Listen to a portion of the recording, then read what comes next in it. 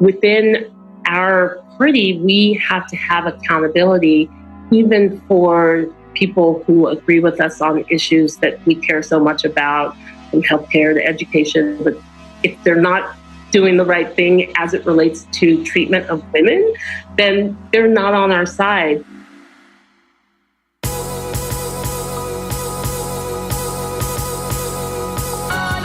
You're listening to the Almost 30 podcast, a lifestyle podcast hosted by Krista Williams and Lindsay Simsick. Tune in for a new episode every Tuesday to hear our honest conversations about topics like wellness, entrepreneurship, spirituality, and self-development with guests who are really smart, really inspirational, and really fucking funny. It's real, it's raw, and it's unfiltered. Inspired by our transition from our 20s to our 30s, we realized it's so much more than that. Our mission is to provide you with the tools, guidance, and motivation to help you navigate any transitions in your life and propel your personal growth. Thanks so much for tuning into the Almost 30 podcast. Here we go.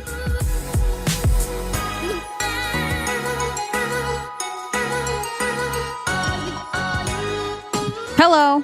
Shaka. I was like, get ready, everyone. Did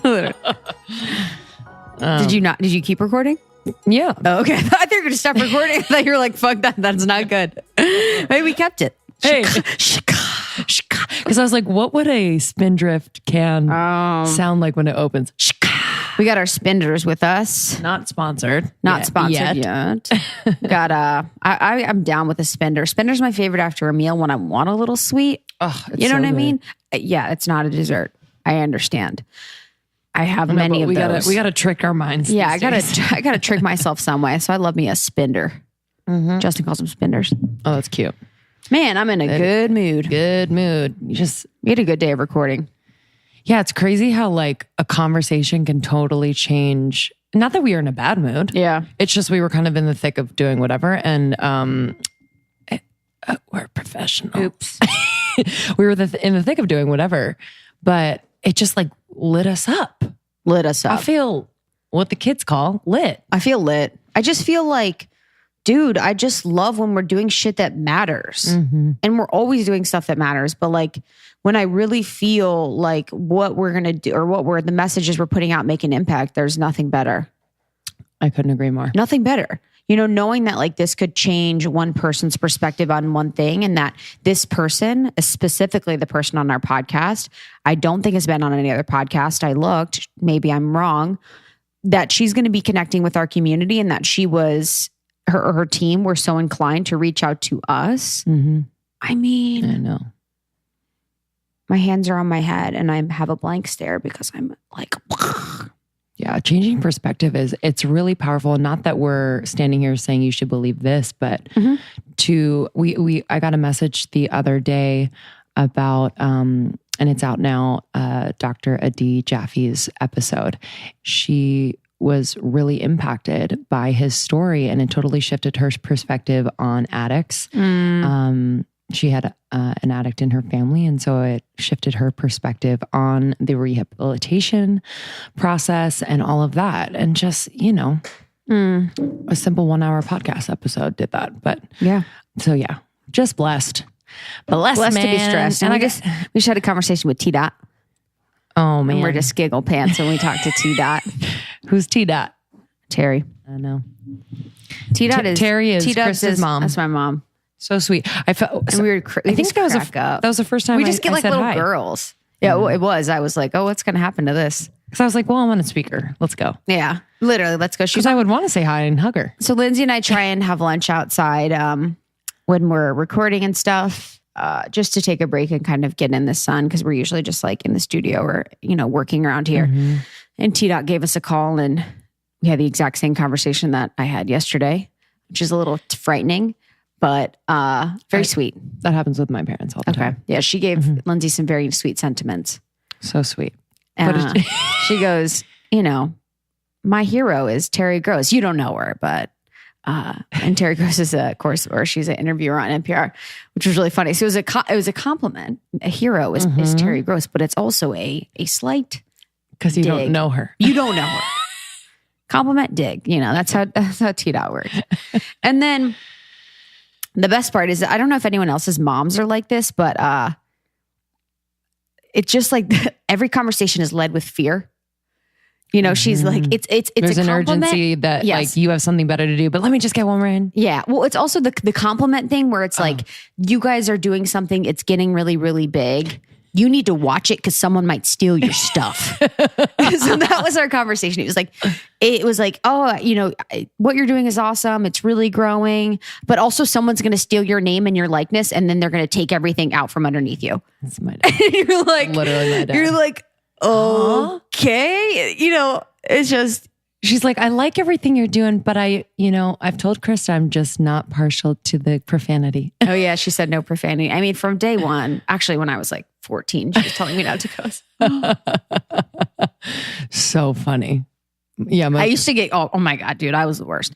I was like 14 years old and I used to like throw back Frank Zappa at her and be like, what are words even? How can a word be good or bad? No one's determining if a word is good or bad. Literally. What would she say? Literally, she goes, hands up, walks away. Hands up, walks away.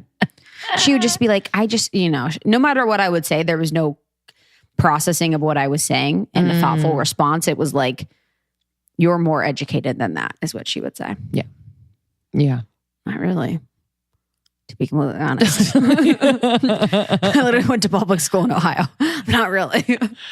But yeah, I feel like, they feel like they're not exactly what you just said. They don't process it. So they can't have like a cutting or simple or thoughtful retort. And so you win. You win. So I went and I said, I'm going to my room.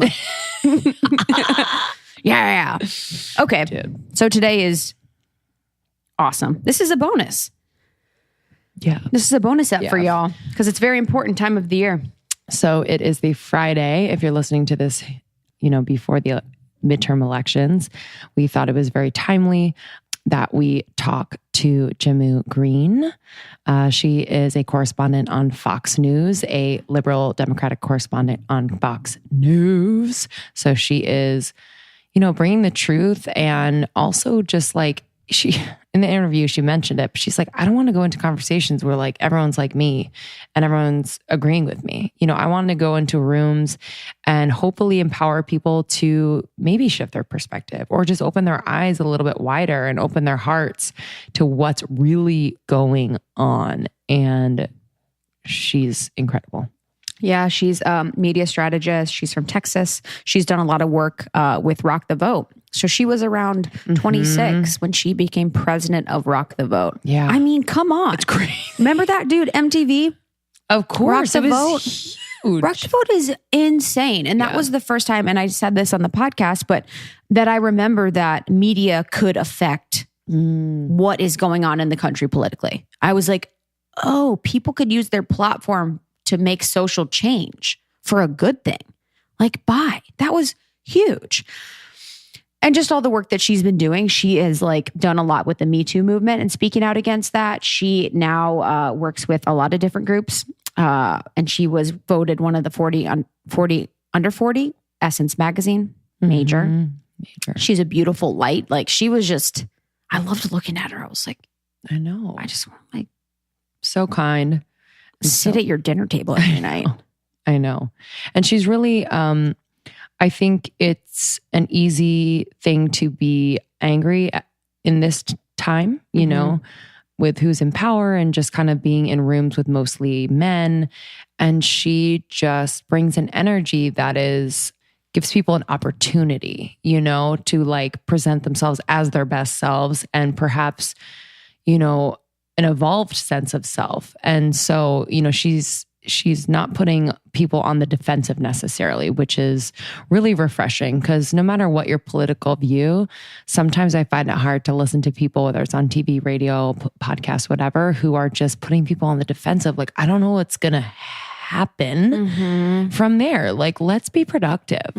Yeah, she's like an equal opportunity employer in that way. So she is part of the Democratic National Party, but she's all about diversifying the Democrats. She's called out people in the Democratic National Party. Yeah. She is on Fox News. So she is like walking the walk and talking the talk in kind of unifying both groups of Republicans and Democrats. Yes. So she has a very like non-biased opinion, and what she really wants, and what I think we all really want, is just to diversify the people in our political like landscape, to have more women so that we can have more women perspective, more women opinions, just more women thoughtfulness within the political system, to change it from just being like a place where it's majority led by white men, not for the reason of hating white men, but for the reason that we need to have more of America represented. Yes. There are more than just white men in America. Again, no hate to them, but we need to have more women of color, like different races, different ethnicities having a voice so that we can be like equally represented within everything, and the decisions that our political or that our government are making that impact everyone are impacting them in the right way. Yes. Yeah. And we talked a lot about the pink wave. So this rise of women in leadership roles, both politically and elsewhere. And she's just so visibly excited about it when we were talking to her. It's just, it's wonderful. And it really inspires. She's like, when are you girls going to run for office? I was like, ugh. But no one's ever asked me that. Literally. But I was like, I mean, never say never. My instinct is no, but she's really empowering people to think outside of what they know as a political office. She's like, you could be, on the school board, like we, just kind of expanding their idea of what it means to be in politics, because it doesn't have to be what we see on TV as like, I mean, I stress out every time I watch it. I'm like, how do these people live? How do these people not have heart attacks on a regular basis? So I think she's really doing the work to expand our ideas of how we can make an impact. So we're really excited to introduce you to Jehmu Greene. And if you'd like to connect with her, listen to the end of the episode all the way through, and she gives her contact info so you can connect with her, and just ways in which you can get involved. And some people that are really people to watch in November on the 6th when you vote, or if you voted before, if you're doing it this weekend. And as a last thing, I think that we did a great job, and I think she does a great job of being very non-biased and sort of just getting out the facts that the voting is important. The people we elect are important. And I'm really excited for you guys to keep an open mind, when listening to this, and sort of when you're going out to the polls. All right. Enjoy this episode. We'll catch you on the other side. Bye. In every photo, you are radiant. Like every photo, I'm like, oh, I just love seeing your face. It's like, do you have any radiant tips? Yeah, literally. Wear pink. We need to wear hot pink. That's the thing. Ladies, let me tell you, I've learned a lot being on Fox as far as the Foxified look. But I went through, when I was in my 20s, every picture I took was crazy. Tell me more. I had to just stop and adjust. Honey, I'm actually going through that right now because we are now more public. We are now doing more photos and videos and stuff. And I really just need to take a second and figure out what colors are good for me, what cuts are good for me, what is like working for me. So, and it's really like so I can show up and feel really good. You know what I mean? Yes, absolutely. So what did you do to adjust? I practiced. Well, basically what I realized that I wasn't smiling. And even though I might have been happy or enthusiastic, pleasant in the moment, I looked like there was something going on wrong in my head. I just had to make that mental switch. And yeah, that was in my mid-20s when I lived in DC. I feel like sometimes too, I have to tell people, I'm like, if I get quiet or if I'm not smiling, it's because I'm really thinking. Yeah, and that's okay too, right? Yeah, I'm processing. So it's like if I'm sitting there and I almost look blank, it's because I'm really, really processing what you're saying, and I'm trying to like think about it really intelligently. But yeah, I know exactly how you feel. Well, what did you mean when you said like the Fox News like? Yeah, Fox Newsified. That look. I can imagine. We've spoken to a few women who like made their careers on TV, and just the feedback, I mean, I can imagine is like really challenging to take in and take on, and like decide whether to leave it or take it. What was that like? Certainly, the Foxified look is just the magic of makeup Mm. and the role that plays when you're on TV. Colors, as you said, and now all jewel tones, where that probably was not the case for many, many years prior to being on TV. And from a feedback standpoint, I have to create a barrier between the feedback I get as a progressive on Fox News and people who disagree with me and decide that because they disagree with my ideas, they're going to insult my appearance and not just focus on the issues that are being discussed. So I've been pretty good at blocking out all that negativity, but also taking in that makeup artist is the right word. Absolutely artists. They're geniuses, and I've learned so much from them. They're many. I've been at Fox for 8 years, and the makeup artists that I've gotten to work with are like my family. I actually was a bridesmaid for one of my makeup artists. Oh, that's so nice. A couple of months ago. Oh, that's the dream. That is one of the many things I really respect and appreciate about you is that you go to the place where people need to hear the messages the most. And working with Fox, it's the real deal. And I can imagine that you get a lot of feedback, and I can imagine that it can be challenging at times. So I really appreciate and respect you for that work. So what do you do, before we jump into background and everything like that, what do you do for feedback? How do you take that? How do you filter that in the land of Twitter and everything like that? I would love to hear your perspective.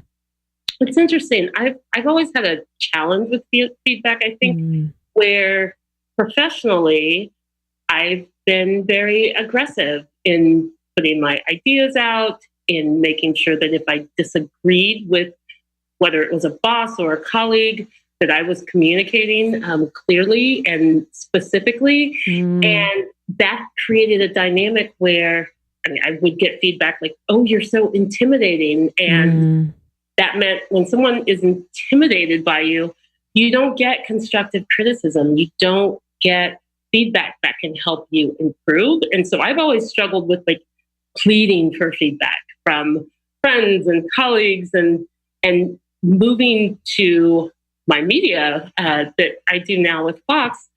The feedback, like I said, is it's so not relevant to what I've been actually trying to put forward. So I do put a barrier up around that.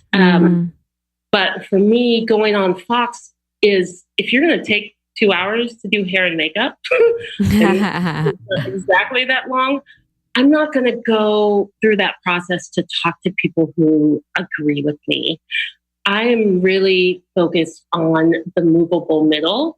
And I know that when I'm on air, I'm talking to the audience. I'm not trying to change whether it's, a host, Sean Hannity or Tucker Carlson. I'm not trying to change their mind. I am trying to connect with the audience to give them a little bit of common sense and hope that they will see that there's a different perspective. Otherwise, if I was going on a network where the audience absolutely agreed with me, that would be a vanity project. And there are a lot of other projects I could be working on. Wow, honey. Yeah. I mean, it takes a special type of person to be able to empower people through that instead of just, I think what we've been seeing too much of in this political climate is just breaking people down in order to get their point across. And so we respect you so much for that. And I'd love to know, what about your upbringing kind of inspired you or empowered you to become who you are today? I certainly think that I've always had activism in my DNA. From a very early age, I was pushing the boundaries at student council and junior high and in high school even, where the participation in paint parties to make the signs for the pep rallies. The paint parties used to be at very wealthy people's homes in a very specific neighborhood. And there wasn't a diversity of participation. And And so at a very early age, I was like, no, we've got to have these paint parties at the school where everyone can participate right after school, and they don't have to, have transportation or be going to a neighborhood they're not familiar with. And so I know I was always fighting for diversity. I was always fighting to bring voices at the table that weren't there. I also, when I dealt with personal pain in any way, I tried to find a way to find something good to come out of it. And when I lost several friends in high school to drunk driving accidents, I immediately turned to Mothers Against Drunk Driving, and I joined their national advisory board. I founded Students Against Drunk Driving on my campus, and just trying to make sense of tragedy, but also turn it into something that could create good. And so that's always been a part of my DNA. Probably politically, the biggest spark was when I was 18 years old. I had registered to vote. I was very excited to vote for Ann Richards, who was adored and just, as you know, one of the most unique voices we've had politically. And I was going to be 18 to get to vote for her for governor of Texas. And I went to the polling place. I registered with enough time, and I was told my name was not on the list and I couldn't vote. And I don't know how many people break down crying in a polling place, but I started crying. I pleaded, I begged, I tried to make it clear that I was registered to vote, and they didn't let me vote that day. And I definitely made a decision in that moment to do whatever I could, back to kind of how you use your personal pain to organize out of it. I decided that whatever I could do to make sure that other young people, other marginalized communities didn't have to have that same experience. And so I immediately started looking at how to get more young people engaged in the process, and how voter registration was such a big part of it. And then landing at Rock the Vote certainly was a dream come true on that front. Yeah, Rock the Vote has changed the world. It's incredible. So your mentality, did you have a strong spiritual practice when you were young? Were you very close with your family? Or where did you get that mentality where it was never a victim mentality? It was always a community focused, a warrior mentality, where what I love about you too is that you find ways to work within the system to make things happen and make things change. So can you talk a little more about that? Yeah, for sure. I think growing up in Austin, Texas, had a lot to do with it, or certainly some to do with it. When we moved here, I was 5 years old. My dad was coming to the University of Texas to study political science, but we landed in a city where the mayor was a woman, Carol Keaton Rylander at the time. She was a Democrat who then became a Republican, but she was reelected 3 times, which has never happened since. We had voices in Texas like Barbara Jordan and Ann Richards, as I mentioned before. And I always had a sense like it didn't have to be, told to me or proved to me. It was just the reality that women were leaders. And I think that really created that core belief in making sure that as a woman, even if I'm the only woman in the room, a lot of times I was the youngest person in the room, the only woman, the only person of color, that I belong there. Ann Richards had a saying that a woman's place is in the dome. And I certainly got that impression from a very, very early age. Of course, my dad being politically focused probably played into it. I think a lot of people get their political motivations either in support of or against their parents. That plays into it. And I certainly always wanted to make sure that if I had an opinion, I didn't hold it into myself, that someone out there could benefit from my opinion. And they didn't tell me in school, like there's no guidance counselor that said, oh, one day you could get paid to give your opinion. Yeah, why don't they? It's funny. The guidance counselors miss a bunch of like really cool jobs that you could have. Love them, but I know it's hard. That's amazing. I'm so curious about like the development of your voice.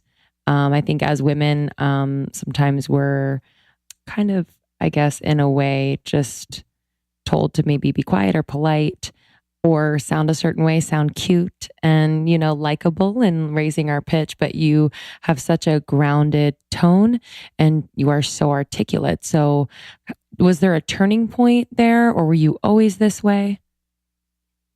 Well, I think my mom tells a story of a teacher calling her in to school to complain about the fact that I basically was controlling the class. Sounds good. That's awesome.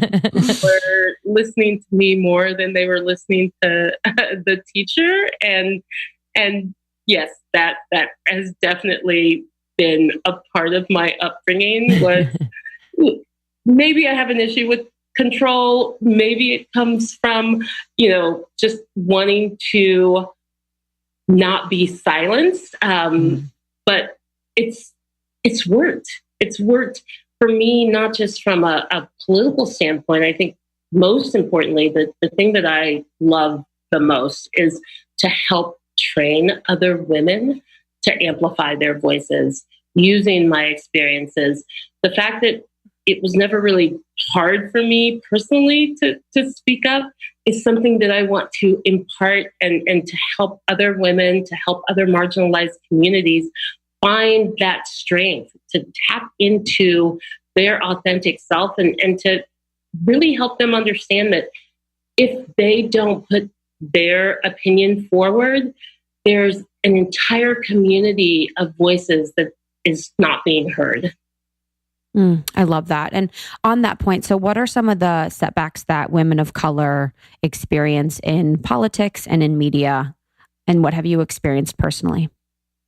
Well, certainly there's that double whammy of sexism and racism. And, I'm not quick to use racism as an attack. I think that there is bias, certainly unconscious bias, brain science, just for us to be able to function as human beings, our brains have to categorize things, and that leads to stereotyping. And at the end of the day, we're animals. And so we have these instincts and we have these requirements to survive.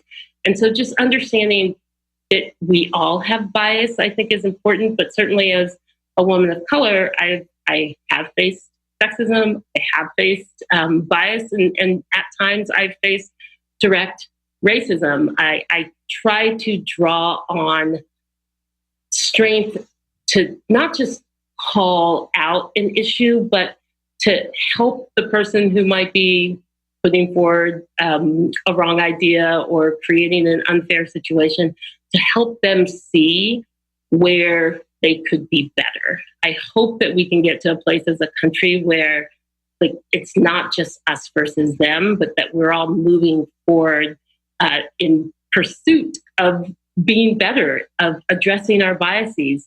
When you have a bias, then that's when you can actually start to address it and to correct it.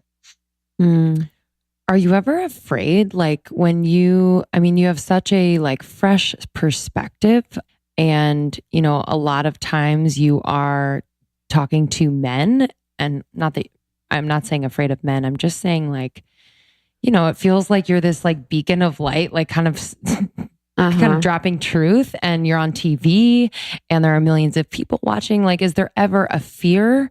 And if there ever is, how do you power through that? Well, I'm definitely afraid at times. Yeah. When I talk to other women and I do media training a lot, I make it clear that I've been working for Fox News for now 8 years. I don't think that there's any time I've gone on air that I haven't been a little bit anxious. You're speaking to millions of people the issues that you're talking about are really, really important and to some people, like about survival. And so I tap into that fear. I understand that, when you have those feelings, like that means your adrenaline is pumping more. And that's a good thing. Like, just like it's going to help you finish that paper that you procrastinated for until the very last moment, that adrenaline is going to help my performance, help me connect better. And so I embrace it. I don't run away from it. I don't deny that it exists, because that's just ridiculous. We're all human. And so whether it's in front of a camera or on a stage, I certainly will be anxious. I certainly will. I don't know if being afraid is the right word, but I want to do the best job possible. And there are always concerns of, am I doing the best job? And with that concern means that I'm probably going to do a better job. I love that. And, on the fear point, when your work with the Me Too movement, did you, I would love to hear, your thought process behind what you've done, the work you've done there related to the New York Times or related to your own political party. And if that was fearful and the response you got.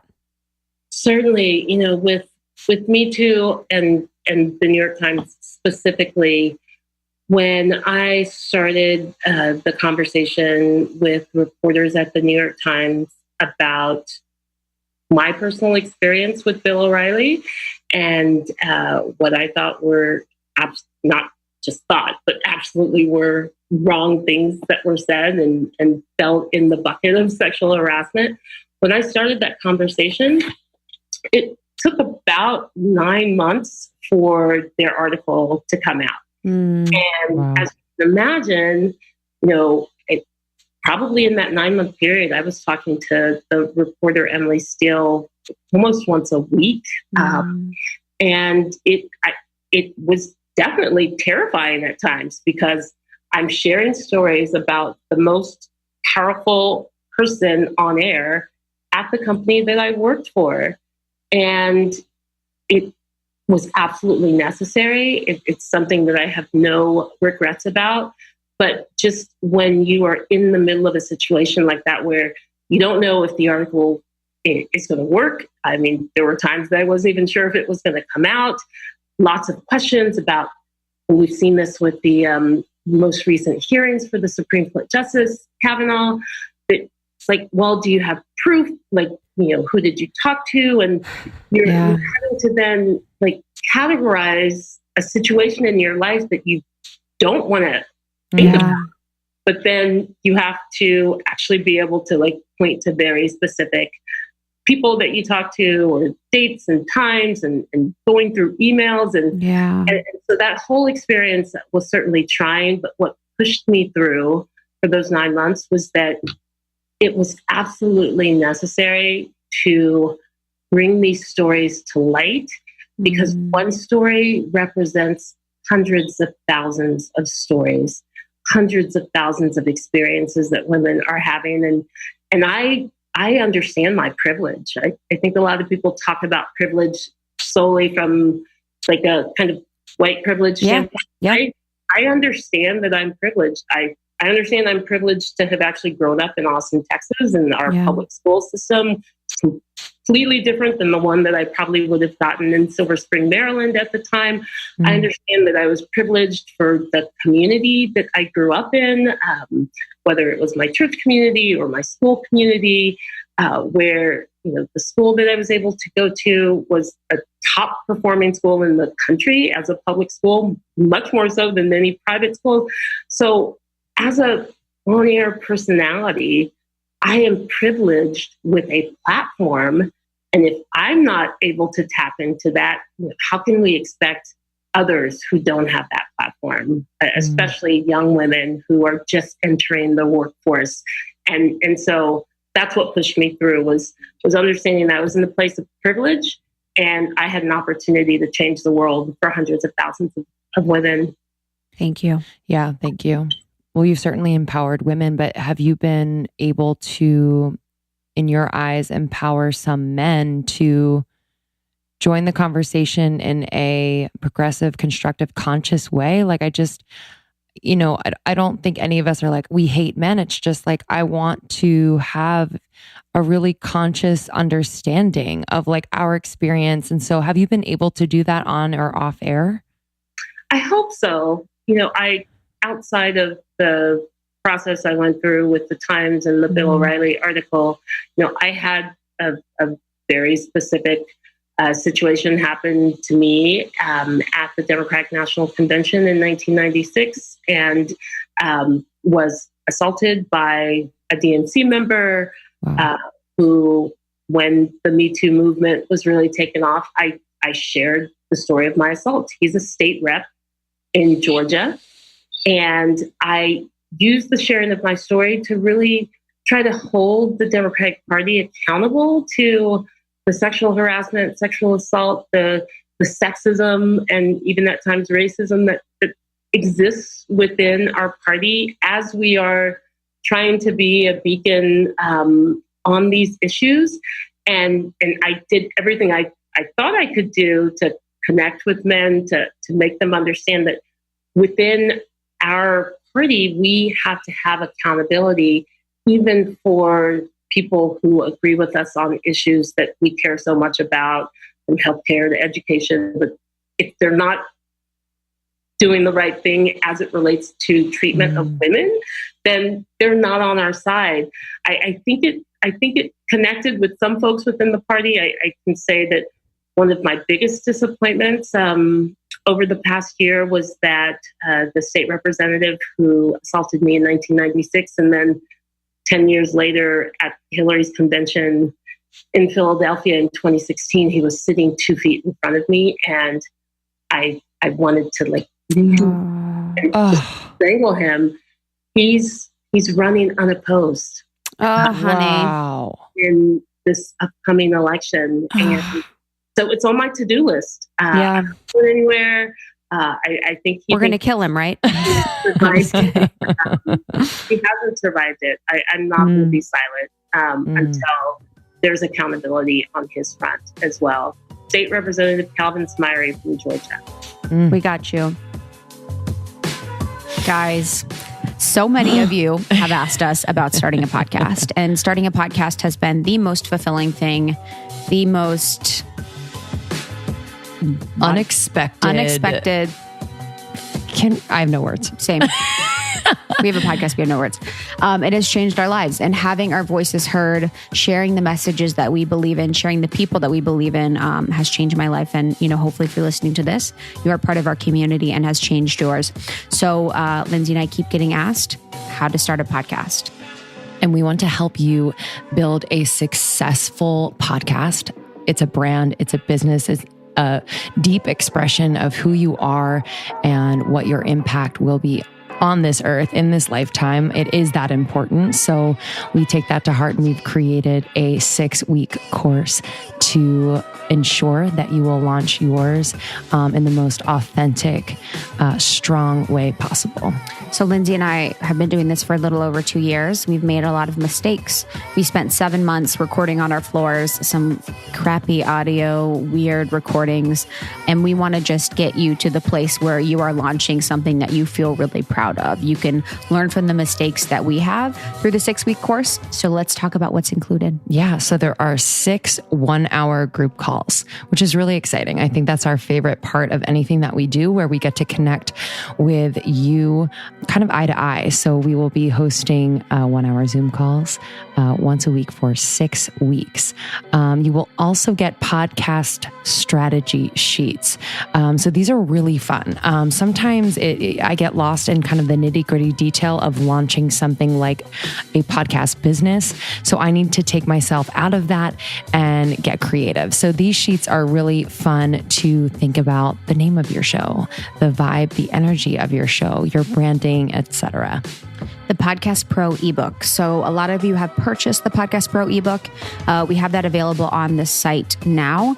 This really includes every single step you need to take your idea of a podcast to launch, and then also marketing and making it a business. So I talk a lot about that in the 17-page Podcast Pro ebook. So that's also included.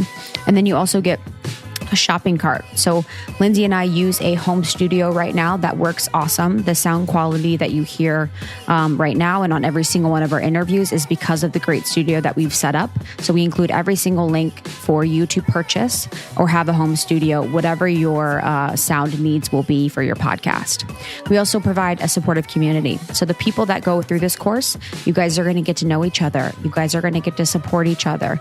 You guys are going to be connected through a Facebook group that is private, where you can ask questions, you can share each other's episodes. You can really make sure that you are providing the support to the people in this group to help them and yourself succeed. Yeah, and then you get access to all the calls via email at any time. So if you can't make the call, don't worry. We've got you covered. We've recorded them. And just in those calls, we're answering common questions, perhaps working some universal issues out when it comes to launching something so personal as a podcast, as a brand. We are so excited about this. I cannot even begin. I know, I cannot wait. It's going to be launching in January. So for the new year, if you want to change your life, change the world, we are excited to start on this journey with you through our program. You can go to yourpodcastpro.com. So that's YOUR podcastpro.com to check out more about the course and see some of the other options for downloadables, worksheets, and everything like that you can also purchase if you are starting or along your podcast journey. Can't wait to work with you.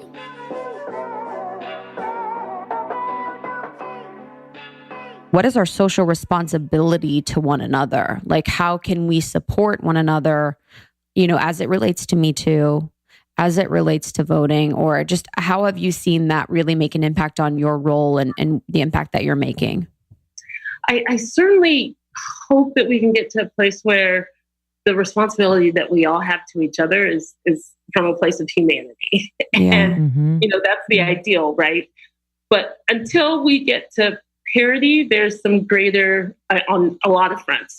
We need to get to parity on whether it's politically, socially, in corporate America, so many different places that there's a lot of work still left to be done. That I do think women, we have a greater responsibility to each other. And I've come in and out of different roles professionally within the women's community, whether it was running the women's office at the Democratic National Committee early in my 20s, or serving as president of the Women's Media Center, which was founded by Gloria Steinem and Jane Fonda before I started working for Fox News. And my experience at times within the women's leadership community is that we have a lot of work to do to support each other and not feel competition, I think at times, not feel that there is a standard that as a feminist that has to be met 110%. And if not, then you're somehow less of a feminist. I've certainly gotten that feeling, but you know what is great, y'all? What? The millennial generation. Oh, I agree. I know. I agree. Everyone, some people talk bad about them, but I am so pumped. Yes, the collaborative approach to leadership that I didn't see early on in my career it's just amazing to watch. And you look at the Women's March, and it wasn't one person leading that effort. It was a multitude of women from all places and different backgrounds and different races and different beliefs. And I think that's exactly where we should be. And so knowing that, as a Gen Xer, knowing that the generation right behind me has a different approach to leadership that does include collaboration in ways that were missing from my professional experiences, I feel good. We're going to be all right. Mm-hmm. I agree. Do you have advice for those that are kind of females who are stepping into these leadership roles, positions of power, a part of what you mentioned, and I believe a piece you wrote about the pink wave? Like, do you have kind of words of wisdom, or just as you've watched many women kind of rise, things that have really stuck with you? I would definitely say be true to yourself.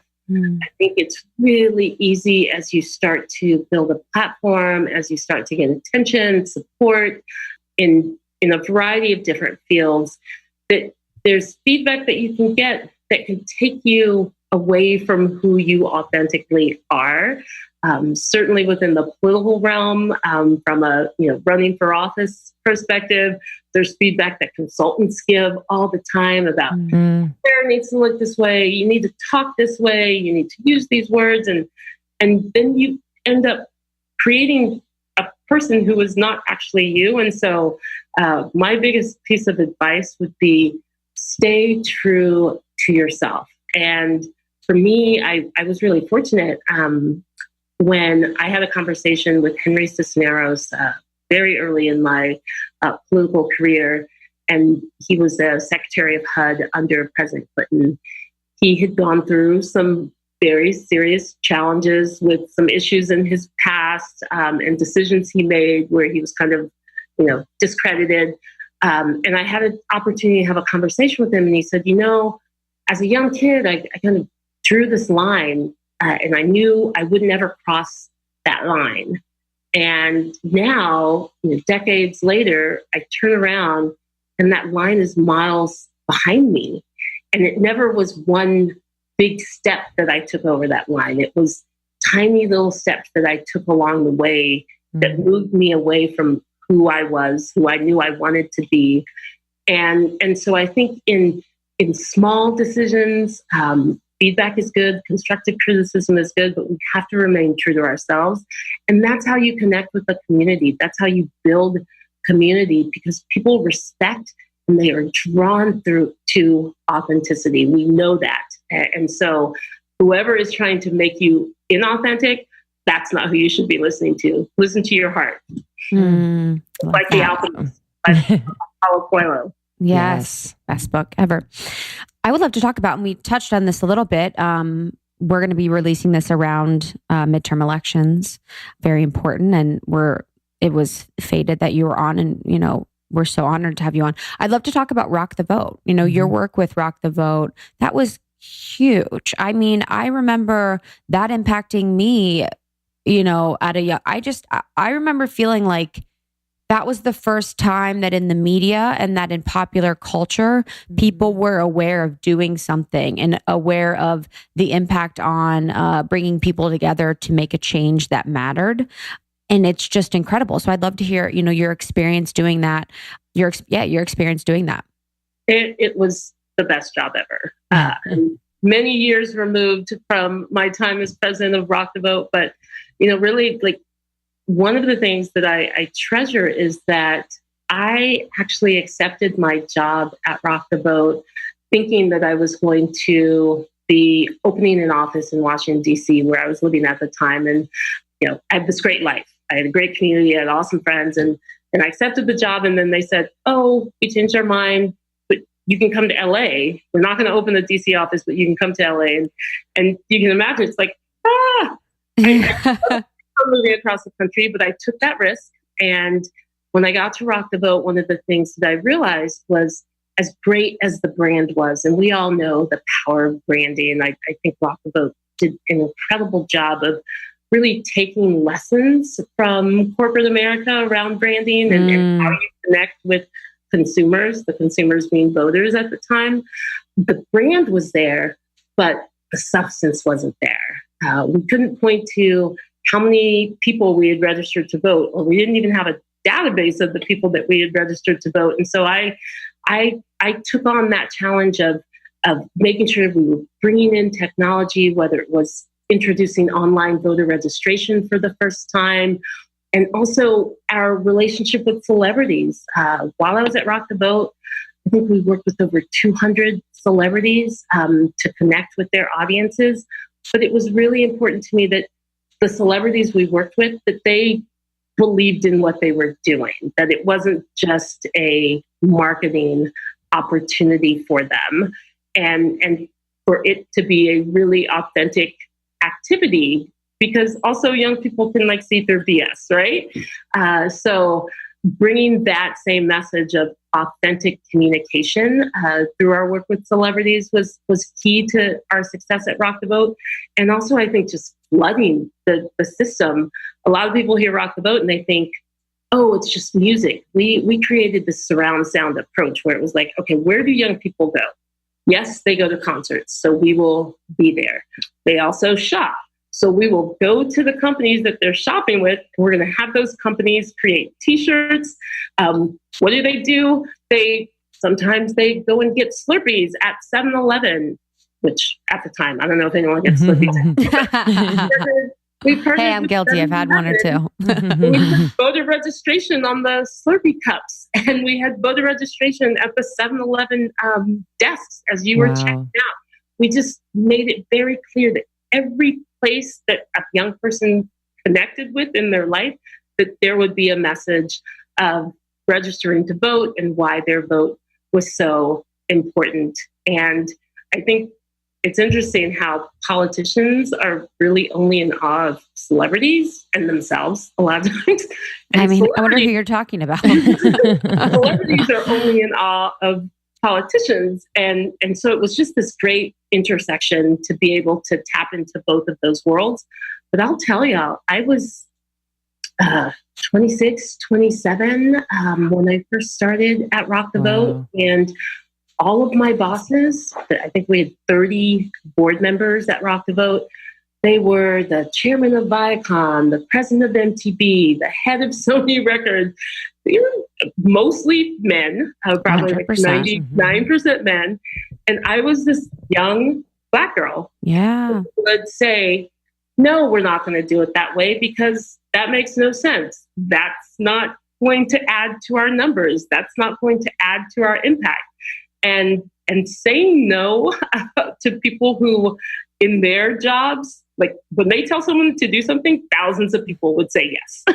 These were the people who controlled the entire entertainment industry. And I had to sit at a table and push back. And so to that, fear we talked about earlier, that fear was certainly within me. But then again, I used that adrenaline to know that my voice at that table wasn't only just my voice. It was all of the young women. It was all of the, other young people who didn't have a seat at that table at that time. And the last thing I'll add about Rock the Vote is I think the proudest thing I did there was our work with the Dixie Chicks. Oh, man. Love. I'm a country music fan growing up in Texas. Yes. And when they came out against President Bush, I just got chills. It was like, people went crazy. They were, country music was like, going over their CDs with tractors, and they lost radio play. And when that situation happened, I said to the team, we have to support these ladies. We have to create a campaign. We have to connect with them to make sure that they understand that their freedom of expression is being protected, and to give them a platform to continue their political engagement. And we created this campaign called Chicks Rock, Chicks Vote. We went around the country with them on their tour and got to know them very well. And good time for a country music fan and a Politico to be able to combine those two worlds. What? Oh, I'm That's so a dream. happy for you. So when you were, a 26, 27-year-old Black woman in the room with these mostly older men that are mostly white, did you change the way that you communicated so that you could make sure that you were effectively speaking to these men that, have grown up where women don't really say no to them, and Black women, don't really say no to them. So how did you adjust your way of communication so that you knew you were being effective, you knew you were being respected, and you knew you were being heard? Well, certainly for me, it was important to be the most informed person in the room. Yeah. And, when you're talking about young people and you're the young person at the table, owning that expertise was really, really important. And this also plays into how I ended up getting my position at Fox News, actually, because I was doing a panel at Harvard University for the 10th anniversary of John F. Kennedy Jr.'s passing.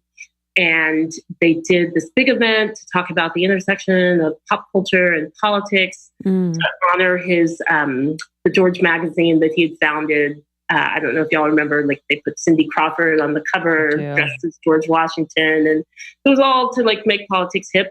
So we were kind of celebrating that moment. But the people they invited were President Clinton, Governor Schwarzenegger at the time, Tom Brokaw was the moderator, Roger Ailes, the CEO of Fox News, was on stage. Paul Begala, who's a big political consultant who I grew up in Texas just in awe of. And David Gergen, who's worked with like 4 presidents from both sides of the aisle, and me. But again, the conversation was about young people and politics and pop culture. And in that situation, I was the expert. Not Tom Brokaw, not David Gergen, not Paul Begala. I was the expert. And so I was very comfortable in being the loudest person on that stage. Just like with my board members, I was very comfortable because if you're the expert on your issue, that really empowers you, right? To speak up. A lot of times men will read a newspaper article and then say, I'm an expert on it. Like, oh, I read an article on rocket science today, so I could answer that question about rocket science. And women, we take, longer to feel that we're experts. We think that, oh, I need this further credential, or I need these further letters by my name. And so I think from a very early age, I was able to own my expertise and allow that ownership of my expertise to propel me forward, to be comfortable in either saying no or speaking up or being the loudest person in the room or on a panel. And the chairman, the CEO of Fox, Roger Ailes at the time, who passed away about a year ago after also some very serious sexual harassment issues and having left Fox News. But he came up to me afterwards, after that panel, and he said, I really liked what you had to say. The next time you're in New York, come and see me. I want to help you. He became my mentor. And that's how I ended up at Fox News, because I spoke my mind. I spoke my truth, regardless of who I was surrounded with, the bigwigs. Wow, that's such a good lesson for women now, just like starting to speak their truth and maybe perhaps not known yet. But yeah, I love that. As Krista mentioned, this episode is coming out the Friday before Election Day. And I think a lot of our girls, most of them are registered to vote, but I think, there are pockets of people. Yeah, I know we've been pushing it. I mean, it's like there are pockets of people who, I'll hear whisperings like, I'm not voting. Like, why? Like, you know what I mean? Like we're especially around when Trump was elected and just kind of feeling the sting of that. So why should people vote? Like, let's get down to kind of like the basics of why it's important that we show up to the polls, especially in these midterm elections. I feel like some people are like, it's midterm elections. Like, why? So I'd love for you to kind of break down and for like a final empowerment push the Friday before. For sure. And I just have to start with, I think what is most exciting about the upcoming midterms is the number of women who are running for office, and the closer that we're going to actually get to gender parity in elected office. So there are 519,000 elected offices up for grabs in the country. And right now we're at about 17% of those positions being held by women. But there is a pink wave that is happening. It is strong and it is beautiful. And it is because after the 2016 election, when a lot of women said, oh, if someone who has no political experience can become the most powerful person on the planet, I can be a school board member to make sure that my kids are getting the education that I'd like to see them get. I can be a city council member. I can run for county commission. I can run for state rep. And so I think that is something that we should all hold on to as being, one, a strong reason why we should all vote, on election day, or, if there's early voting, then vote right now, because we have the opportunity in this election to move the needle further than we've seen it moved in our lifetime in electing women to office. And I personally feel like women do government better. There's lots of studies that show that we sponsor more bills, we reach across the aisle, we don't run for ego, we run to find solutions, and the list goes on and on and on as far as why women do government better. But to your broader question about why it's so important to vote, I have to admit that even my time at Rock the Vote and other efforts I've worked on, starting back at the Democratic National Committee, I feel like I've been lying for many, many years, because every election, this is the most important election of our lifetime. And all of the other times I said that, I was wrong. This election, this midterm election, is the most important election of our lifetime. And when you look at how divided the country is, when you look at certainly the way the media has responded to the politics of our time, this is not who we are as a country. Whether you're a Democrat or Republican, I think you can agree that something is broken and it needs to be fixed. And the only thing that politicians listen to are those votes on election day. And so using your voice to show people, not just in DC, but to show your local politicians, especially because those races have a greater impact on you. Who's on your city council or who's your mayor probably has a greater impact on you than who's in the White House. But using your voice to show that as a country, as a community of citizens, that we're paying attention, that we're going to hold them accountable, that we're going to insist on progress, not this stalemate that we've been in. It has never been more important than ever before, not just for the politicians, but also for the media, the people who tell the stories of what is happening. I think the media needs what's that word? They need a comeuppance because the stories that they are telling about our politics, the focus is really, I think, harming us, and they're expecting apathy in I think a lot of ways.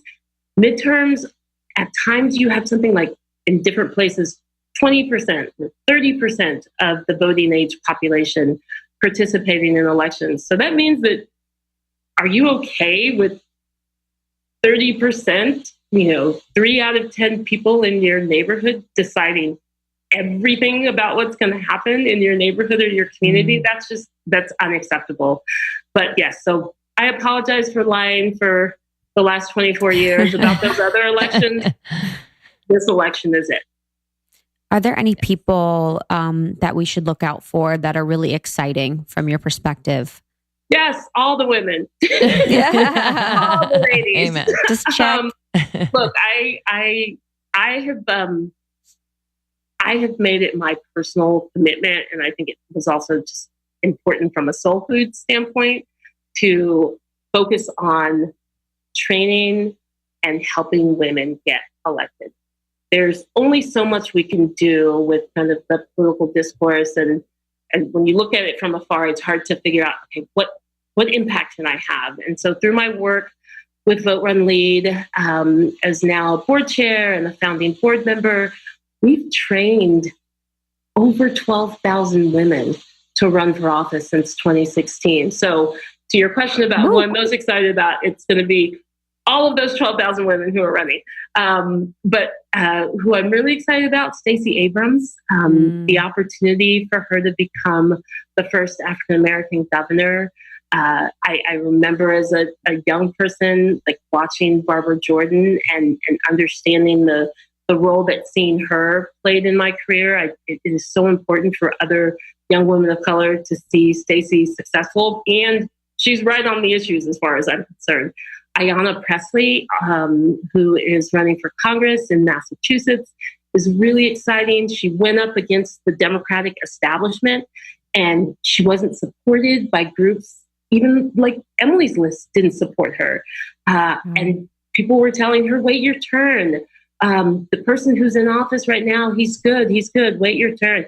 And she was like, no, now is the time. I'm very excited for Ayanna, but the list is so long, and I know it may seem easy for some people to be like, oh, it's reverse sexism to say that women do government better. But studies do show that women enter politics to find solutions, and men enter politics in greater numbers to seek out power. And I think everyone can agree that what we are looking for, what we need, what is so desperately important are the solutions that have been missing. So if it's a lady, check back her box. Yes. Then where, so, those are awesome. Where could our girls educate themselves? So what are some news outlets, media sources, or what are some places that they can find really helpful information for them while we approach election so they can make the right decision or the decision that works best for them? Great question. Lots of different sources. I would recommend Ballotpedia as a way of kind of getting neutral information about the candidates. I think it is really important in the current political environment that we're in that we don't get information solely from a bubble. I'm a Democrat. I work on Fox News, and that means I have insight into a lot of ideas that people who disagree with me have. And I think we have to seek out sources of information that are outside of our bubble. And so I'd recommend for your audience, if you're living in a media bubble right now and only receiving information from outlets that agree with you, to try to at least carve out one outlet that might have a differing opinion so you can understand the issues that are at stake holistically and not just from, a kind of very narrow perspective. And so definitely try to find one opposing source to receive your news. Try to find a neutral source, something like Ballotpedia. I think that it is absolutely important to talk to your friends about this election and learn from the information that they're getting from different sources, because that's going to also mean that it's more likely that your group of friends on election day or through this early voting process will be able to keep moving that ball forward and cast those ballots. Because a lot of people do a lot of talking, whether it's around the proverbial water cooler. I don't know if I've seen a water cooler in a long time. But, a lot of people do a lot of talking about politics, a lot of bitching about politics, and this isn't going.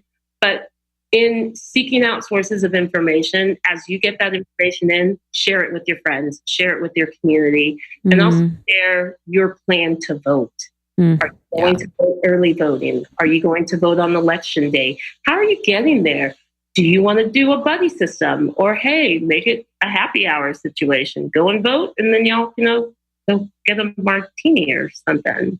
Perhaps. Love that. Last question for me. What has been the most prominent silver lining in the wake of the 2016 election? I just feel like, there was a lot of, and still continues to be a lot of things that are disturbing, but you seem to have found a lot of the silver lining. So what one hits home for you the most? No doubt at all. It's the increased number of women who are running for office.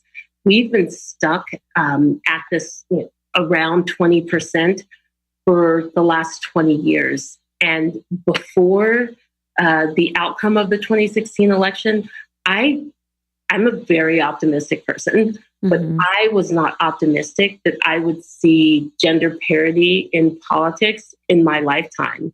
I probably was optimistic that we would see a woman as president, but that we weren't going to get to 50% women in elective office. That has absolutely changed. This pink wave is real. It's not going to just stop with the 2018 midterm election. I think that's where we've gone wrong before in the past, where it's been like the year of the woman, and then it's not the year of the woman. Well, 2018 is the year of the woman, and then guess what? 2019 is going to be the year of the woman. 2020 is going to be the year of the woman. In 2019, there are 20,000 school board seats up for grabs, and we've already seen many women looking to run for those seats. So that's the silver lining, and it's not even a lining. I think that's the silver lamination of everything happening politically right now. It's changed, and that's happening right now where we're able to participate in it in this moment. We're so blessed, right? To be able to help see gender parity happen. Yeah, completely. So funny on your screen, the room just got white bright. Yeah. It just got like, you were like, we are so blessed, and the room just lit up. It must be the sun finally coming out. I mean, something, that's for sure. Yeah, this has been an absolute delight. And I couldn't be more grateful to present you with our community if they are not familiar already, and to have you to help us articulate the importance of voting and the importance of getting out there, to hear your story and to know that someone exists like you is I'm truly grateful. Where can our women connect with you and see and hear more? Thanks for that. I am on social media and on all the different platforms. Certainly would welcome everyone to follow me on Twitter. When I was young, I wanted to have a name like Jennifer, but a name like Jehmu is actually great for social media. So yes, it is. Jehmu. I welcome people to follow me on my Facebook page. And certainly from a political standpoint, I encourage your audience to go to voterunlead.org and to start thinking about not maybe if you're going to run for office tomorrow or next year, but is running for office something that you could do in the next 3 years or the next 5 years or even 10 years from now. To start that process, we have over 80 online resources at voterunlead.org to help you figure out what office should I run for. Is this, a path that I should go down? How to build your political capital. We say run as you are. So we think that every woman has the skills and the network and the passion, everything she needs to run as you are now. But we will provide those tools, that coaching, that experience that will help you get there. And so I definitely encourage folks to find us at voterunlead.org. And I have to say to y'all, when are y'all going to run for office? Oh, yeah, it's coming. Well, Yeah, I'm just trying to figure out how to not burn my dinner. I hear you. Well, what you're doing to amplify both your voices through this platform, but more importantly, your audience to amplify their understanding of these important issues is incredible. And so thank you for doing that. And it's just in the spirit, again, of, I think, the contributions that women are making to our community in ways greater than ever before.